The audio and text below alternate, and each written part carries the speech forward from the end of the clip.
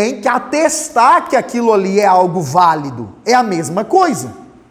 Os pais da igreja, que viveram aí do ano 100 ao ano 400 depois de Cristo, quando eles iam escrever os livros deles, eles citaram tanto, mas tantas vezes, o Novo Testamento que nós temos hoje, que se o Novo Testamento tivesse se perdido, se a gente não tivesse o Novo Testamento hoje, daria para montar ele através da quantidade de citações que os pais da igreja fizeram nos seus escritos.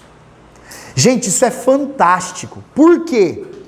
Porque isso prova que esses 27 livros do Novo Testamento que nós temos, com os seus 7.959 versículos, eram considerados escritos sagrados pelos primeiros líderes da igreja. Ah, irmão Micael, não sei se eu creio na carta aos Hebreus. Pois bem, você tem um monte dos primeiros pastores que fazem menção da carta aos Hebreus. Se ela fosse uma carta desprezível, eles tinham tirado fora. Ah, irmão Micael, não sei se eu acredito na carta de Pedro. Tem um monte de citação da carta de Pedro nos primeiros líderes da igreja. Se ela não fosse respeitada, teria sido tirado fora. Então, irmãos, isso aqui contribui muito para nós termos a convicção, a certeza de que o Novo Testamento, conforme nós temos e conforme nós conhecemos, era valorizado, respeitado e utilizado pela igreja primitiva, e nós precisamos manter esse padrão. Agora, detalhe interessante aí, o Novo Testamento, ele foi copiado, os manuscritos apareceram em 4 períodos distintos. Quantos períodos? 4. São 4 períodos distintos. O primeiro período vai do fim do Apocalipse, que é quase o ano 100, até aproximadamente o ano 300 depois de Cristo. Por que isso? Porque o cristianismo, a nossa fé, nesse período, era perseguida, sim ou não? Sim. Os crentes morriam, sim ou não? Então o cristianismo era uma seita. Para os judeus que ainda esperam o Messias até hoje, o cristianismo era uma seita. E quando alguém se aventurava a fazer uma cópia, um manuscrito do Novo Testamento, ele estava correndo risco de perseguição. Irmão Micael, ponto negativo e ponto positivo. Ponto negativo primeiro. Menos cópias. Menos pessoas tinham a coragem de copiar. Porque se fosse pego, daria problema. Ponto positivo. Como eles estavam em um período muito perto do apóstolo João, que foi o último escritor, as cópias eram idênticas aos escritos originais, aos autógrafos. É por isso que até hoje as melhores traduções da Bíblia são feitas com os manuscritos mais antigos. Amém? Amém. Agora, segundo período em que as cópias do Novo Testamento se espalharam. O período que Constantino obrigou o povo de Roma a virar cristão. Por quê, irmãos? Foi onde surgiu o catolicismo romano. Os cristãos eram perseguidos. Agora a população é obrigada a se tornar cristã. Qual é a diferença? Não é mais o cristianismo puro da Bíblia. Agora é um cristianismo todo cheio de crenças estabelecidas pelos padres ali, os primeiros papas que vão surgir. Aí o que ocorre? Tem mais liberdade o cristianismo, sim ou não? Ponto positivo. Mais cópias foram feitas. Muitas cópias foram produzidas depois do ano 300, por conta da legalização do cristianismo na lei do povo da época. Ponto negativo. Qual foi o ponto negativo? Alguns copistas poderiam fazer ali uma tendência para o que seria o catolicismo romano da época. Aí depois vem o terceiro e o quarto período. Que o que ocorre entre o terceiro e o quarto período? Que vai desde o ano 300, 400 até o ano 1000 depois de Cristo. O que vai acontecer aqui?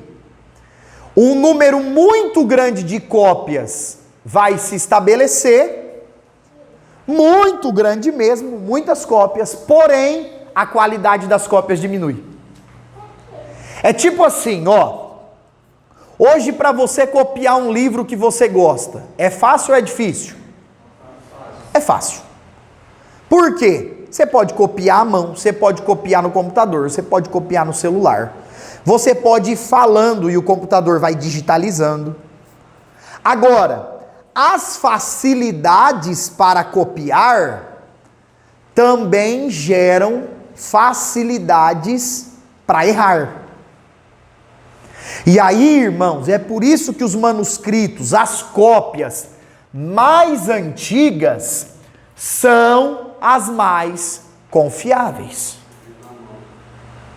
Irmão Fábio, era feito à mão, e sempre foi feito à mão até o período da Reforma Protestante, porque a imprensa, as máquinas de imprimir, foram surgir depois do ano 1400, agora depois de Cristo. Então sempre foi feito à mão, mas o que ocorre? Pelos escribas, os copistas, aqueles que iam copiar, serem pessoas que estavam colocando a vida em risco, para que aquilo fosse feito, a qualidade das cópias eram melhores, irmãos. E aí vale, só aí a título de curiosidade, esses manuscritos mais antigos são chamados de textos receptos, ou textos recebidos. Isso é o nome dado para os textos mais antigos, as cópias mais antigas dos manuscritos bíblicos. Amém? Irmão Micael, eu estou estudando e eu gostaria de aprender, por exemplo, ou dar uma olhada em uma Bíblia que tenha o grego no Novo Testamento. O que eu preciso observar? Se ali é utilizado o textos receptos, o texto mais antigo. Por exemplo, eu trouxe aqui para vocês verem, ó.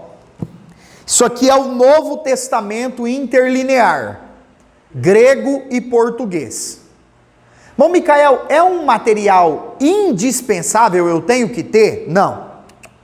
É um material dispensável, você não precisa ter. Mas, se você tem curiosidade de ver os significados das palavras bíblicas, lá no idioma que ela foi escrito, o Novo Testamento no grego, é um material legal. E aí como que funciona? Ó, aqui tem o texto em grego. A letra preta é o texto grego. Embaixo tem a tradução para o português, a transliteração ao pé da letra, palavra por palavra. E do lado tem duas traduções em português. Uma tradução mais confiável, que a gente vai falar daqui a pouquinho de traduções, uma tradução literal e uma tradução livre. Então, para estudo é bem legal. Agora, irmão Micael, eu vi aí essa palavra e como é que eu vou saber o significado dela? Aí, o aluno precisa desse outro material, que é um léxico. O que é um léxico? É um dicionário grego. Aí o que faz, Júnior? Pega a palavrinha aqui, ó. Pega a palavrinha aqui e vem aqui no léxico. Não, vigia. Eu tô esperando você falar. Vem aqui no léxico e aí você acha o significado da palavra. Irmão Micael, para mim entender um versículo, eu tenho que ir traduzindo palavra por palavra. Se você fizer isso, você vai cometer erros. Não faça isso. Quando é que eu vou usar então o interlinear do grego e o dicionário grego? Em uma palavra específica que você vê que é uma palavra muito importante naquele texto bíblico. Aí sim você pode usar esse recurso. Amém? Porque tem gente, irmãos, que tenta refazer a tradução, achando que a tradução que nós temos é ruim. E na verdade as traduções em português são maravilhosas. Amém? Depois quem quiser dar uma olhada vai estar aqui disponível. Vamos matar a curiosidade da irmã Jaqueline? Página 172. Vamos falar de traduções. Ó, aí tem uma tradução literal de João, capítulo 1, versículo 1. Acharam aí, gente? Sim ou não? Cadê a tradução, irmã Jaqueline? Para mim poder ler. Olha só, pessoal. Eu estou tentando achar aqui Aqui, ó. Página 177. Está a transliteração de João 1:1. Que é: no princípio era o verbo estava com Deus e o verbo era Deus. Aí está a transliteração. O que é a transliteração? É a pronúncia. É o jeito de pronunciar. Então, ó. Pode ir? Vocês vão ver que o grego ele é mais aproximado do português, ó. Em arche, em rologos, kai rologos, em pros, tonteon, kai theos, em rologos. Isso aí é João 1:1 em grego. O que é theos? Theos é Deus. A gente em português fala teologia, sim ou não? Mas em grego é TH. E o TH tem um sopro. Theos. Theos. Então, o de cima está escrito em grego. Isso aí é o idioma grego. A forma que está em cima. Por exemplo, ó, o V no grego, o V é M. O Y ao contrário é o L, de logos. Verbo, palavra. Agora sim, pessoal, detalhe, preste atenção. Irmão Micael, eu tenho a oportunidade de aprender um pouco do grego bíblico, do hebraico bíblico. Seria legal? Seria muito legal. Agora, é indispensável? Não é algo indispensável. Por quê? Gente, num culto nós vamos ficar lendo em grego e hebraico? E lá vai a primeira do professor da aula de hoje. Eu ia usar até uma palavra pesada. Não sei se eu uso essa. Ó, eu particularmente acho uma bobeira, uma panaquice. A pessoa que sabe o grego e o hebraico ficar querendo falar grego e hebraico no púlpito. Você tem ali um grupo de 50, 40, 30% da igreja que às vezes não tem o ensino fundamental. Vai ficar falando grego e hebraico no púlpito para quê? Sabe para quê? Para mostrar que sabe. Irmãos, não há necessidade. Agora, olha, irmão, eu vou ministrar em um seminário. Eu vou dar uma aula. Eu vou pregar numa escola bíblica para mestres. Opa! Aí já é algo interessante. Por quê? Porque é o momento, é o cenário específico para aquilo. Agora, num culto de quinta-feira, de domingo, um culto, um estudo bíblico mais simples, para que isso? Vai acrescentar no quê? Tem um camarada que ficou famoso no Brasil, que disse que era judeu. E não é judeu coisa nenhuma. Vocês sabem quem é. Aí ele ia para as pregações, para os cultos, e aí ele lia o texto em hebraico. Aí eu pergunto para você, os irmãos entendiam o quê? Nada. E a pessoa que não estava com a Bíblia no culto, sabia o que ele tinha lido? Não. Aí, irmão Micael, todo mundo que vai na igreja tem que ir com a Bíblia. O visitante não tem a obrigação de levar a Bíblia para a igreja? Então, irmãos, não há uma necessidade. Agora, o que nós, estudantes da teologia, precisamos compreender? E aí é o nosso capítulo 3, que é a respeito das traduções. Quais são os principais objetivos das traduções bíblicas? Primeiro, disponibilizar a mensagem de Deus para mais pessoas. Dificilmente nós conheceríamos todo o evangelho como conhecemos se nós não tivéssemos a Bíblia em português.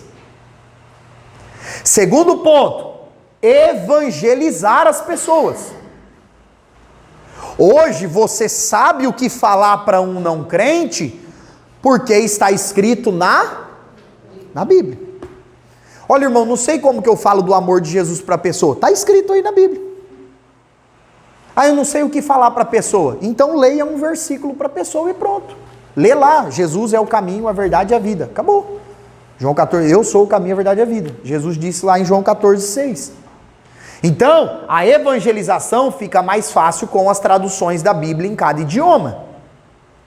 E também, irmãos, isso aqui é pouco comentado, mas as traduções da Bíblia ajudaram, auxiliaram na composição e na formação de vários dialetos e idiomas ao redor do mundo. Por exemplo, muitas pessoas falam que o alemão bonito igual existe hoje, muito do que é o alemão atualmente foi influência de Lutero quando traduziu a Bíblia para o alemão. E isso ocorre até hoje, porque alguns missionários vão para algumas tribos em que não existe a Bíblia lá, e eles criam um abecedário naquela região, naquela tribo, e através disso, eles organizam o idioma daquelas pessoas usando a Bíblia.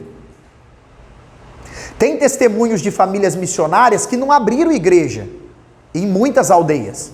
Eles ficaram lá 20, 30 anos aprendendo a língua. E o que é que eles fizeram? Eles alfabetizaram as pessoas e traduziram a Bíblia para as pessoas. Agora, o próximo missionário que vem, gente, está com a porta aberta para pregar, sim ou não? Então, é algo extraordinário. E aí, quando a gente fala de tradução da Bíblia, existem dois tipos: a tradução livre e a tradução literal. Vamos dar um exemplo aqui que eu falei, acho que foi na primeira aula. Ô Júnior, fala uma frase aí de alguma coisa que você fez hoje. Não fala coisa boa que você comeu não, que... Hoje acordei e fui ao trabalho. Certo. Então olha só, irmãos, o irmão Júnior disse: hoje acordei e fui ao trabalho. Uma tradução literal da frase dele para o inglês, para o chinês, para o holandês, qualquer língua que for, se for traduzir o que o Júnior falou literalmente, nós temos que traduzir palavra por palavra, sim ou não? Para respeitar o que o Júnior falou. Agora, se eu disser assim, ó, tem um moço que acordou bem cedo e foi trabalhar. Com outras palavras, eu disse o que ele disse, sim ou não? Mas não fui específico. Eu fiz uma tradução da ideia, acordou cedo e foi trabalhar. Agora, eu não respeitei palavra por palavra que o Júnior disse. Essa é a grande diferença das traduções da Bíblia atualmente. Algumas traduções da Bíblia traduzem literalmente, palavra por palavra. Outras traduzem versículo por versículo. Então o tradutor lê o versículo e coloca a ideia daquele versículo. Tem algumas traduções que parece que ela está meio desconexa as Exatamente. Aí, por exemplo, quem aí está com a Bíblia, dê uma olhada na primeira ou na segunda página, para ver qual é a tradução da sua Bíblia. A minha aqui, por exemplo, é Almeida Revista e Corrigida, que é uma das traduções mais usadas no meio evangélico protestante no Brasil. Almeida Revista e Corrigida. Qual que é a tradução de vocês aí?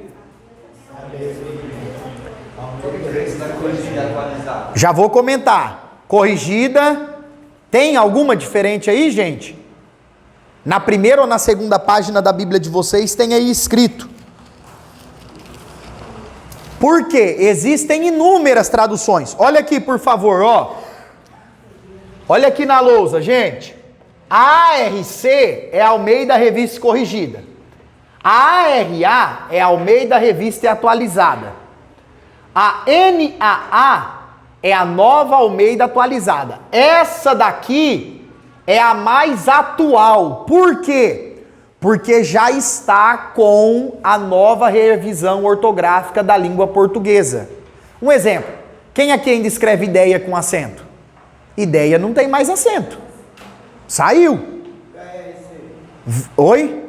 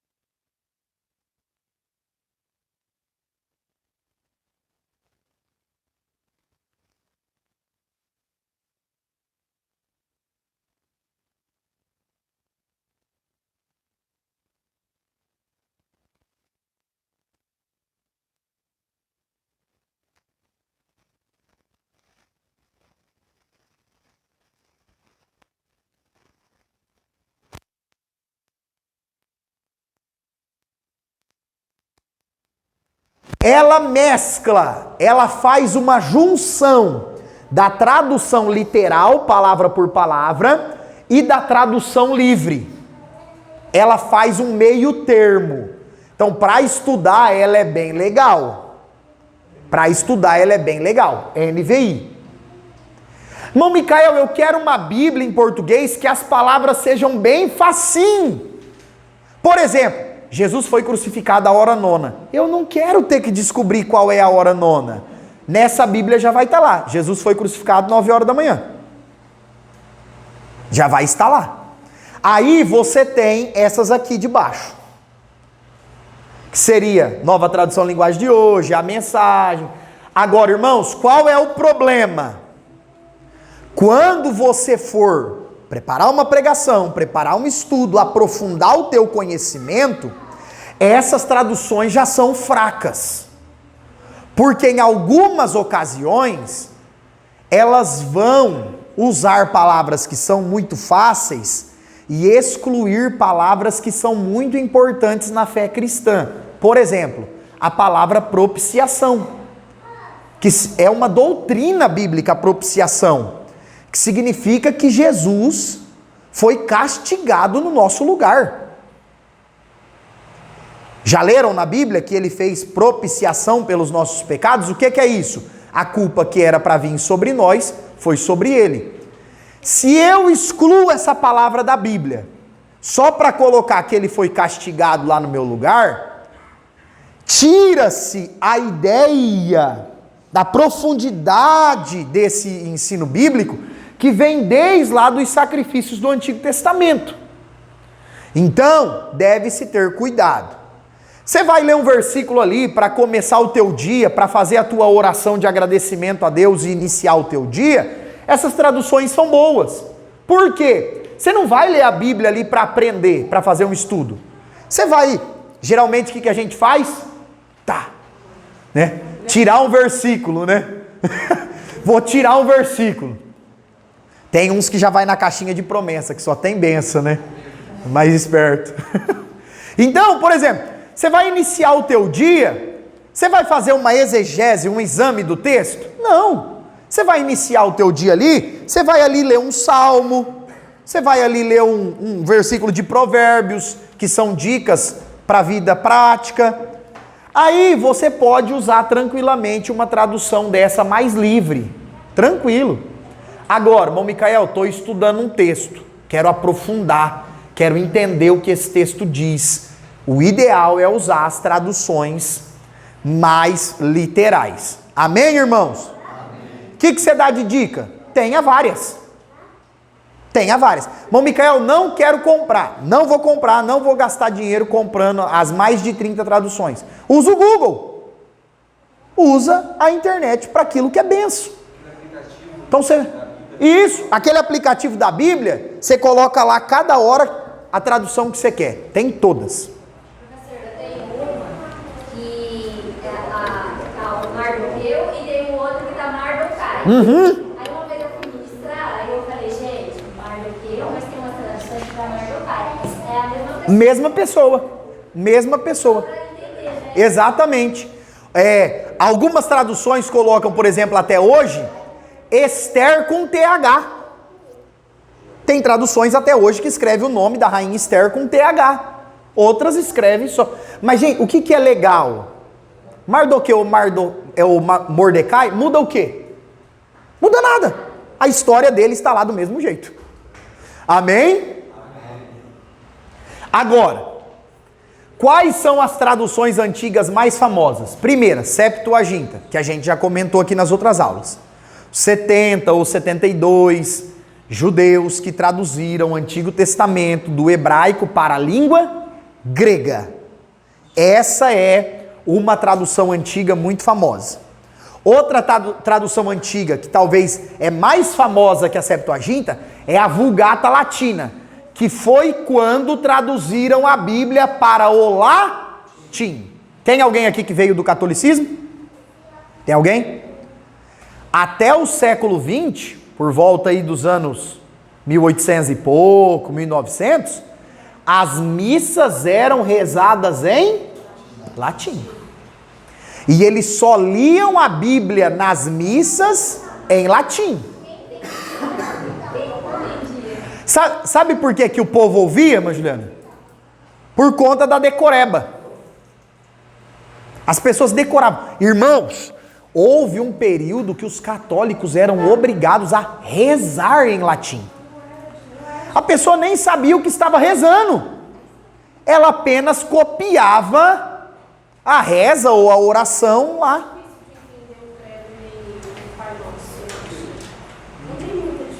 Então, mas há algumas palavras, né? É igual o grego. Por exemplo, psicologia. Psi é a letra P. Então, muito do que nós temos no português vem do latim, vem do grego. Agora, as pessoas só decoravam. As pessoas não estudavam a língua para poder rezar. Eles não estudavam a língua para poder ler a Bíblia. E aí, graças a Deus, isso mudou. Graças a Deus. Um dos que mudaram isso foi Lutero. O que Lutero fez? Pegou a Bíblia que só tinha em latim, e no grego e no hebraico, e traduziu para a língua alemã. E deu a Bíblia na mão do povo. E isso deu um problemão, gente. Deixa eu dizer uma coisa para vocês, com todo carinho e respeito. Quem é inimigo do conhecimento é amigo do jugo. As pessoas que não querem que você aprenda a Bíblia é porque elas são adeptas do jugo. Sabe o que é o jugo? Eu estou dizendo que é isso e ponto, acabou. Isso é o jugo religioso. Olha, irmão, a salvação é só assim e ponto final. Mas eu não posso ler a Bíblia para entender como é a salvação? Não, você não tem que ler a Bíblia para entender como que é a salvação. Eu já te falei como que é e ponto final. Isso é um jugo religioso. Eu fiz catequese certinho, né? E uma vez eu estava na igreja, eu fazia parte do coral da igreja, eu estava na igreja e eu estava lendo a Bíblia. E aí, na época eu fazia, era lá em Campinas, na Santa Edvirdes, aí sentou, né, o padre sentou do meu lado e perguntou, mas por que você está lendo a Bíblia? Você já não faz A catequese? Você não precisa ler a Bíblia, sabe? Porque eu quero saber mais, né? Eu disse, não, lá você vai aprender tudo que você quer. Irmãos, olha só. Isso é um problema.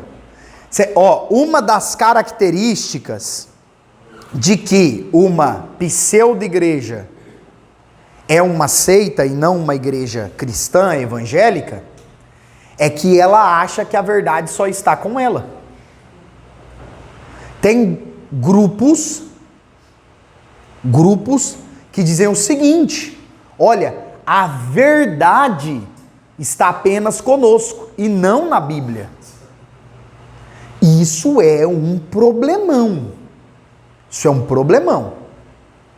Ah, irmão Micael, o que nós devemos fazer então? Conhecer a verdade. Conhecer a palavra de Deus. O que Jesus disse? Conhecereis e a verdade. Vocês sabem o que eu acho extraordinário?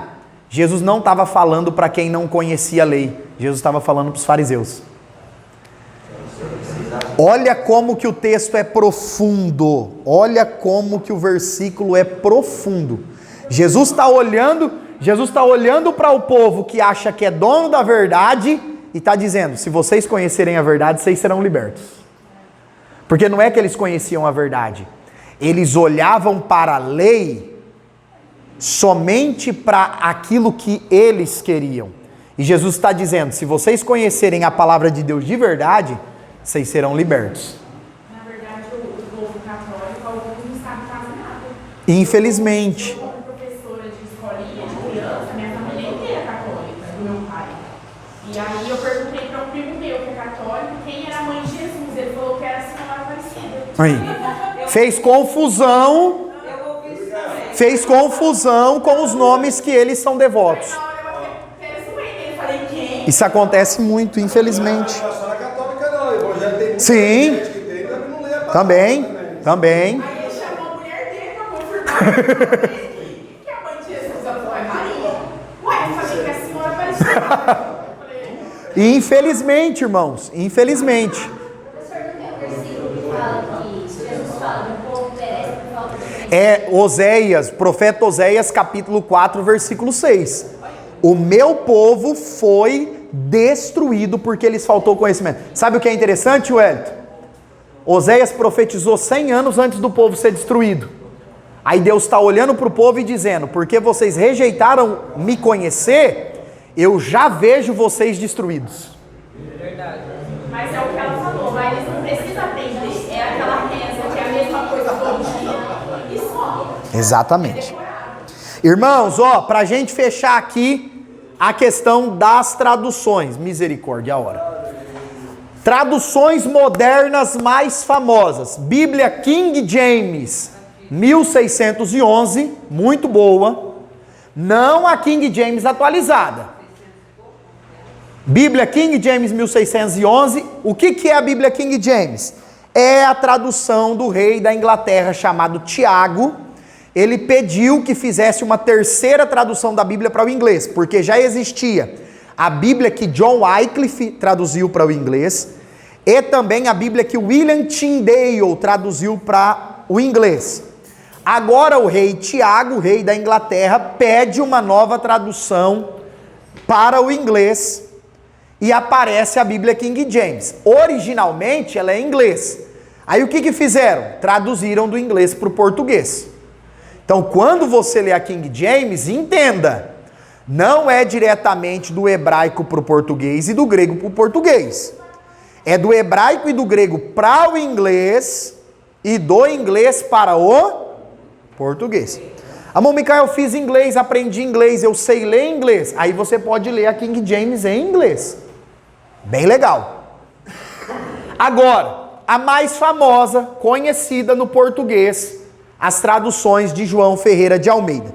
Depois nós temos algumas traduções católicas, de alguns autores citados aqui no livro, como por exemplo, o Padre Figueiredo, o Mato Soares, outro chamado Roberto Holden, mas que são traduções, irmãos, bem assim, pouquissimamente usadas, até mesmo pelos católicos. Nem os católicos não gostam. Os católicos gostam da tradução do João Ferreira de Almeida. Por quê, gente? E aqui, ó, pessoal, eu preciso ser honesto com vocês. Existem muitos teólogos católicos sérios. Existem.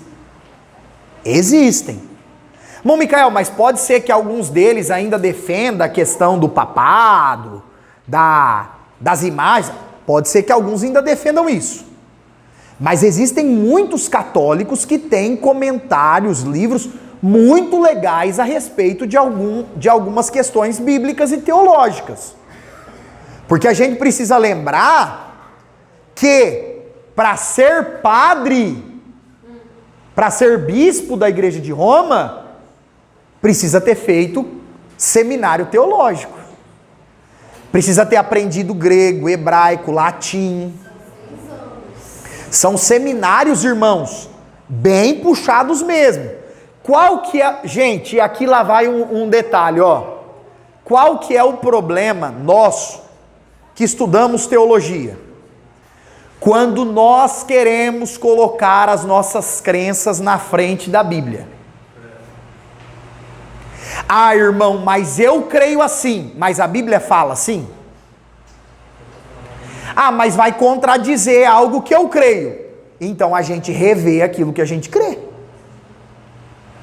Você pega, por exemplo, um irmão de uma igreja neopentecostal que acredita em rosa ungida, água ungida, sal ungido, caneta ungida, vassoura ungida. Ele aprendeu isso durante tantos anos que ele acha que isso está certo, sim ou não? O pessoal ainda pega a Bíblia, usa o texto fora do contexto e fala aqui, ó, os lençóis de Paulo curava. Pega o texto fora do contexto lá em Atos e fala, se o lenço de Paulo curava, por que eu não posso ungir a roupa? E aí, irmãos, você pega essas pessoas, eles têm convicção que isso está certo. Agora, se eu sou uma pessoa dessa, e eu vou ler a Bíblia, e vejo que a Bíblia não vai a favor disso, o que está certo? O que eu creio ou o que está escrito? E é assim em tudo. É assim em tudo. O problema é que geralmente o teólogo, ele tem uma linha, ele é de uma igreja, de uma denominação, de um grupo, E aí ele quer colocar aquilo que ele crê na frente do texto bíblico. Na verdade, o que move acontecer e fazer as pessoas pensar que é a fé. Então elas não entendem que é a fé dela que está movendo. Mas o problema, irmã Luana, é que é uma fé na fé. E a Bíblia não defende a fé na fé. A Bíblia defende a fé naquilo que está escrito. O problema é que a pessoa tem fé que a fé dela vai resolver. E a fé na fé não é bíblica. A nossa fé precisa estar naquilo que Deus disse. Professor, e essas igrejas hoje, as novas, não vou falar todas, mas das paredes pretas, elas pegam um texto e elas colocam o que elas querem, porque não tem mudança. É algumas, não são todas, mas algumas. Elas pegam, tocam a música do mundo, lá esses dias eu vi um culto, começou a tocar Zezé de Camargo. Meu. No culto, e eu falei, gente, o que é uma seita, é isso? E se eles se denominam igreja evangélica? Infelizmente. O senhor ia falar, irmão Giovanni? É que muitos pegam a Bíblia que é interpretada da forma e a Bíblia é interpretada da maneira dela. Isso é outra regra que a gente vai aprender da hermenêutica. A Bíblia interpreta a si mesma. Quando o assunto são doutrinas bíblicas, questões importantes, não existe isso. Eu penso assim, o irmão Marcelo pensa assado. A gente tem que pensar o que está escrito e ponto, acabou. É o que está escrito. Pessoal, capítulo 4, para nós fecharmos aqui. A questão da crítica bíblica. Gente, a ideia da palavra crítica, todo mundo pensa que crítica é ruim, sim ou não? Ninguém gosta de receber crítica. Mas qual que é o significado da palavra crítica? É analisar sem imparcialidade, analisar com justiça. Por exemplo, meu Deus do céu, eu arrumo o rolo aqui com vocês, viu? Vou até tomar uma água. Eu, irmão Micael, vou fazer uma análise crítica aqui agora da doutrina do dízimo. Devemos contribuir com dízimos? Legal. Agora, usar Malaquias 3,10 é uma falta de respeito. É uma falta de respeito, irmãos. Falar que o gafanhoto é demônio, tá rasgando, tá sangrando a Bíblia. Irmão, o gafanhoto você vai gastar na farmácia. O gafanhoto você vai gastar com o carro. O gafanhoto vai furar o teu chinelo. Eu já vi isso e vocês também. Irmãos, a ideia de Malaquias 3,10 é todos os dízimos. Era o dízimo do que o cara ganhava, o dízimo do que plantava, o dízimo do que colhia, o dízimo do tempo, o dízimo das roupas. O judeu levava 10% de tudo para o templo. E não podia ser usado para nada a não ser para cuidar dos sacerdotes. Se a gente for usar Malaquias 3,10 hoje, nós temos que dizer que todos os dinheiros dos dízimos deveria ir para cuidar das famílias pastorais. Apenas para isso e ponto final. Você quer usar Malaquias 3,10? Tem gente que é até contra que os pastores sejam sustentados pela obra. Como é que vai usar Malaquias 3,10? Está se contradizendo. Bom, Micael, então qual que é a base bíblica para a gente a respeito de dízimos, ofertas?